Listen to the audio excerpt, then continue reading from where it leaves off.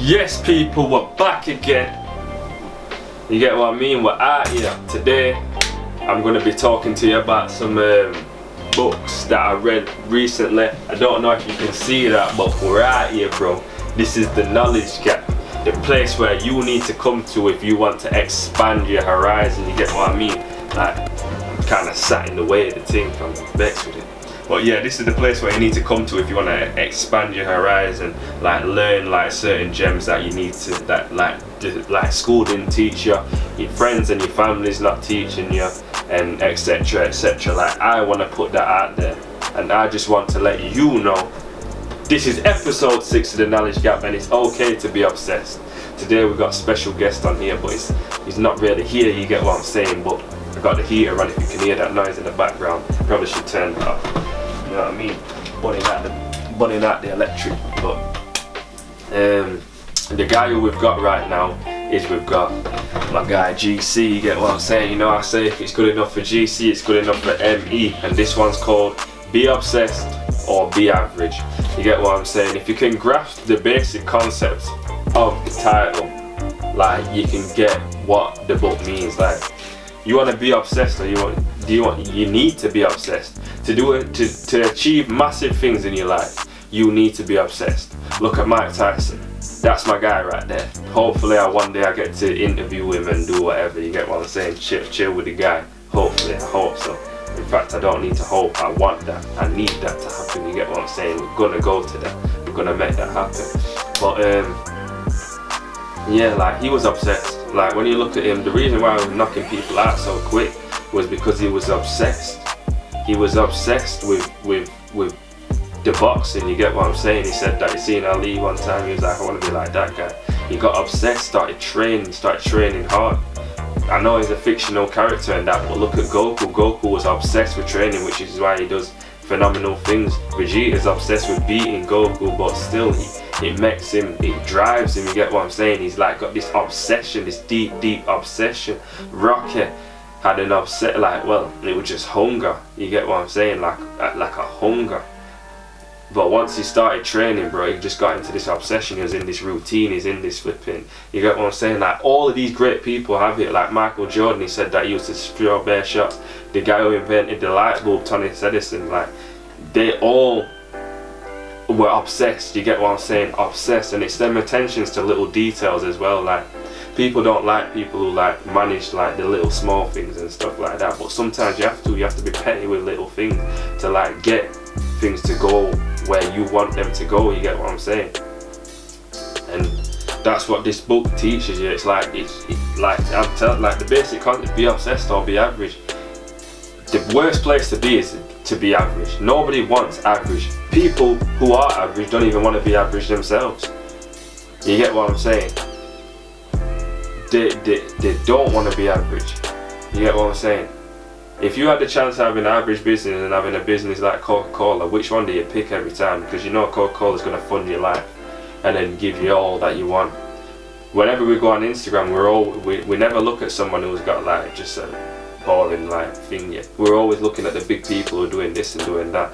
Nobody wants to be average. Nobody wants to do average things. Nobody wants an average job. Nobody wants an average lifestyle. Everybody wants to do something superior. So why do you let being average consume you? Because it's more comfortable, it's easier. Well, it's not even easier, to be honest. It's just more comfortable. You've got more comfort doing it. And the last thing that I want to be is a person who's average. I don't want to be average in nothing in my life. You get what I'm saying? Key part, right? So I've put in here, anytime you feel like giving up, read green part of 195. I don't know why I put that. You get what I'm saying? But I always do this. Like, certain things in a book will just hit me so hard. So I want to read this to you because I've obviously done it for a reason.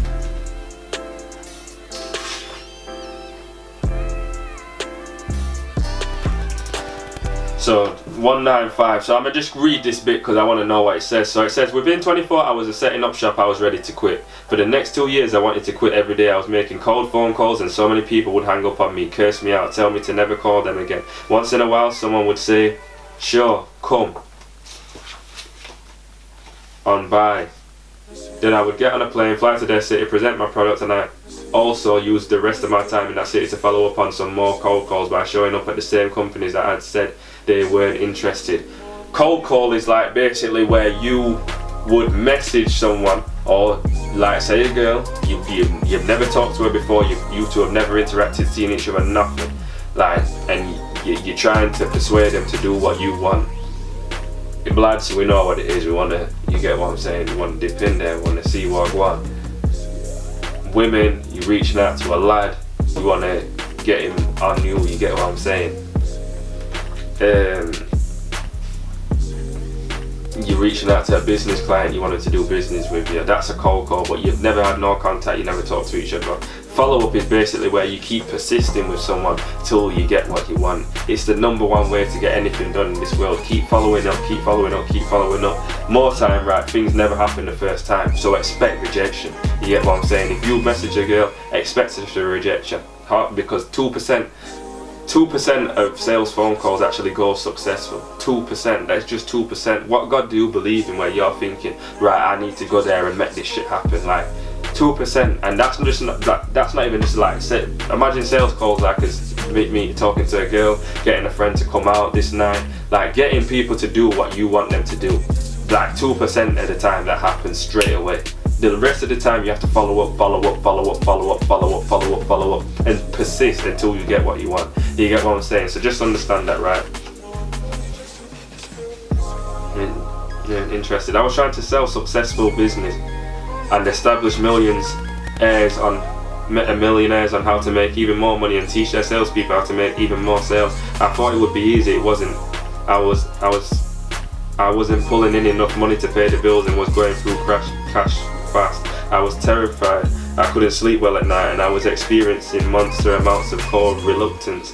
Cold reluctance, right, is what happens. You know, when you're not getting the results you want, you will start to build up cold reluctance. So anybody like who's listening to this right now, I just want to go into that because this is very, very crucial. Like,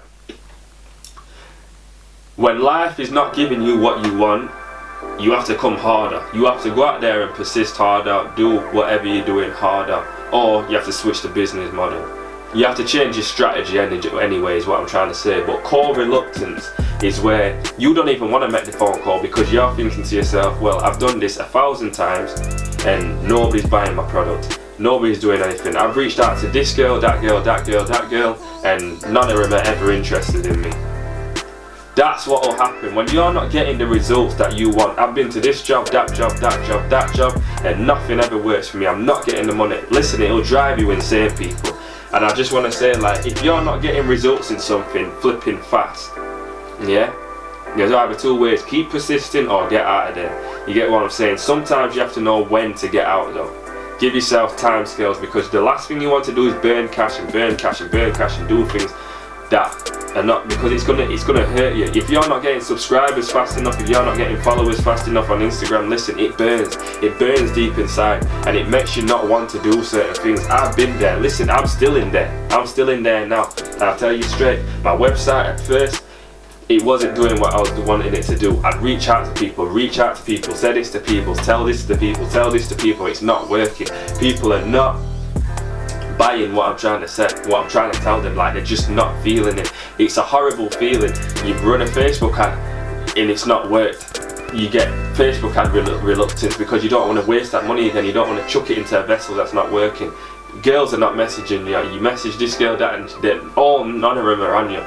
Again, core reluctance. You know what? I don't even want any of that. I don't want this. I don't want that. I don't want that. And that's what will happen. You get what I'm saying? That is exactly what will happen. Listen. Sometimes if you persist, there will be a turning point. Sometimes you just need to change your strategy. But listen to me. The best thing you can do in life, yeah, don't listen to all these gurus, right? Because they do tell a lot of things. The best thing that you can do is go out there and get some results for yourself. Because when you get results for yourself, it enables you to be more confident, and it enhances you. You start to feel more confident. You start to know your ability and track your metros as well. If you know every time I reach out to 1,000 people, there's roughly about 20 people that buy, and I need 30 people to buy my product so that I'm in profit. You know what you got to do. You know you got to go around and hit like roughly like another 1,500, because that's roughly where you get your number, you know what I mean? So like, just remember that, that's what I'm trying to say. But 3 weeks past most people breaking point, I was still making hundreds of calls a day, visiting businesses in person, but no one was biting. No one around me had ever done what I was attempting. I had no role models to look up to, no one to show me the way. The people who loved me were encouraging me to quit. I was losing 90% of the time. At my wit's end, I seriously considered quitting, really quitting, and returning to a job doing sales for someone else. And that's what happens when your business is not working to yourself. You start thinking in your head, would I be better off just settling? Don't do it. You get what I'm saying? You're better than that. You're better than that. You're better than that. You're better than that, and I'm better than that. Don't do it. You get what I'm saying? The reason why I'm so passionate about this is because I know the feeling. You get what I'm saying? I know the feeling. And when people are saying you can start with little money, listen, it's going to take money. It's going to take money. You got to be getting that income from somewhere. So just listen to me on that. The super successful don't just overcome their failures. They use them as fuel to persist. Disney, Oprah, Ford, and on. The obsessed refuse to quit. The super successful don't overcome their failure. They use them as fuel to persist. I took inspiration from their ability to stick with their obsession in the face of failure. J.K. Rowling, the author of Harry Potter series, talks about the importance of failure for success when she spoke to the graduating class at Harvard June 2008. You might never fail on the scale I did, but it is impossible to live without failing at something unless you're living so cautiously that you might as well not have lived at all, in which case you fail by default. This is why it's so important to be clear on your obsession, and why I focus on that in this book. Your obsession will keep you going when you need bank loans from lenders who initially said no, when you want to buy at price then what the seller refused to even counter, and even if you wish to marry someone you will have nothing to do with, who will have nothing to do with you. Prospects will say no. Investors will laugh you out the room. Banks will not even see you. Employees will quit, disappoint you, and maybe even steal from you. Your family and friends will tell you that. Sorry about that, I got lost in the book, but what it's saying is basically that the obsessed keep going. You get what I'm saying? The obsessed keep going, and you want to persist, like you want to keep moving forward. Like, I'm just going to look at some of the chapters. Obsession in your options, what to be obsessed with, feed the beast, starve the doubt, dominate to win. So I don't want to go through chapter by chapter, and I just read that to you, and you get what I'm saying. I know reading, like, I don't want to be on a YouTube video reading to people because I feel like that's a bit boring. You get what I'm saying? Like, I want to be like explaining to you like some of the things. That obsession is your only option. You have to be obsessed. You have to be tracking certain details. If you run a business, you've got to be tracking that. Like, what is the common objections that we hear? What's this? Like, what are the things that stops us from getting to the destination where we want to go? You get what I'm saying? Like, you need to think about that. Like, you need to understand that, take it into context, and think about it and move forward. You get what I'm saying? What to be obsessed with. You know what you need to be obsessed with. You know, you intuitively know. You get what I'm saying? Feed the beast. When it's saying feed the beast, that is basically like feed your obsession. Whatever it is that you're obsession with. Listen, I went to the park this morning, yeah. I'm trying to get like that Michael B. Johnson or Jordan or whatever his name is, yeah, who was in Creed 2. That physique there is serious. I'm trying to get there. I'm feeding the obsession. I'm putting in hours in the thing, yeah, I'm fasting. You get what I'm saying? I'm trying to jog in the morning. Like, I am trying to stick to it, and I'm trying to feed that, so then I get the output, the results that I want. If I'm on YouTube, I'm trying to feed the content. I'm trying to feed more content, so I get more followers, more subscribers, more people who tune into what I'm doing, more people who take the time out to look and listen to what books I'm recommending, so that they can better their life. You get what I'm saying? That's what I'm trying to do. I'm trying to feed that. You get what I'm saying? Amazon, I'm on Amazon as well. I'm trying to feed it with the books and the board games and whatever else that I can find. What can I find that will do this and do that and do this and do that? Like, how can I feed it? You get what I'm saying? How can I chuck this in there so that it keeps growing and growing and growing? The last thing that you want to do is be like this, people, a steady line. You want to be like this, a line that's going up, just rising to the top. Just keep burning that fire. Just keep chucking that coal in so it keeps going and building. You get what I'm saying? Like, it's your only option.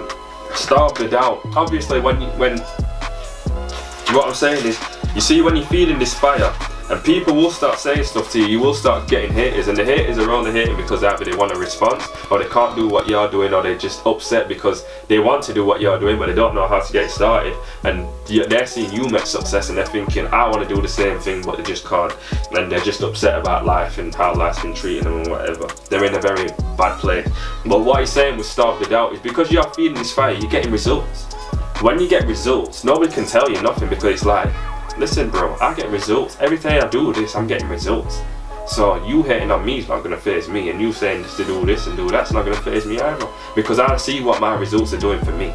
You get what I'm saying? I don't see what your results are doing for you, but I see what my results are doing for me, so I've got no doubt in here, and I'm going to continue to do what I'm doing. You get what I'm saying? Dominate to win. Like, you got to be dominated. The obsession has to turn into domination. You get what I'm saying? How Rocky was able to dominate all of his opponents in the Rocky films was by training hard. He obsessed in his training. He trained really, really flipping hard. You get what I'm saying? And then he just dominated.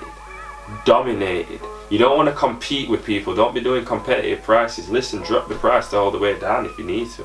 Wipe out everybody in the damn market. Dominate that market. Listen, let nobody else like flipping be able to come up and try doing their little thing. Dominate. Stay dangerous. What he's saying is get comfortable with being uncomfortable. Obsessed with sales. Overpromise and over-deliver. He's saying don't do the under-promise, over-deliver thing. He said just overpromise and over-deliver. Do both and people will be exceptionally happy. Build an obsessed team. You get what I'm saying? The people around you have to be obsessed. You get what I'm saying? Don't get the rubbish kind of friends, the mediocre people. You don't want them around you. Be a control freak. People say don't be a control freak. Listen, the control freaks are the people who make big business in the world. You know why? Because they're obsessed with control. They made this business model and they want to control it. They want to control the people around. They want things to be in place. They want things to work out. They want things to happen. They're trying to drive that success and they want it to last for as long as they can. You get what I'm saying? That's why it's saying be a control freak. Obsessed with persistence and obsessed with obsessed forever. Obsessed with persistence, like I told you. Follow up. Keep pushing, keep driving. I did 10 reps or something today. Okay, next week I need to do 15. Okay, next week after that I need to do 20, or I need to add some weight onto my body. Like, keep pushing forward. You get what I'm saying? So that's what I just wanted to say. Really good book. I'll put the link in the description. Be Obsessed or Be Average. Highly recommend that. You get what I'm saying? Great book. Like, share, comment and subscribe. Tell a friend to tell a friend to tell a friend. And yo, this is Marcus. This is the Knowledge Gap episode 6. We're out here. Bam!